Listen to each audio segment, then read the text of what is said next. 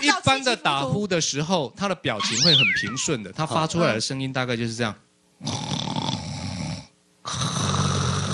对，这个声音，这个是一般的打呼，这个表示空气一直有在流通。对，所以这种打呼只会影响旁边的人，对自己的健康跟睡眠品质不会有影响。我现在要表演的是第二种叫做呼吸中止。好，他在睡觉的时候睡到一半呢，他会出现除了声音还有表情啊，仔细看我的表情，他会出现这样。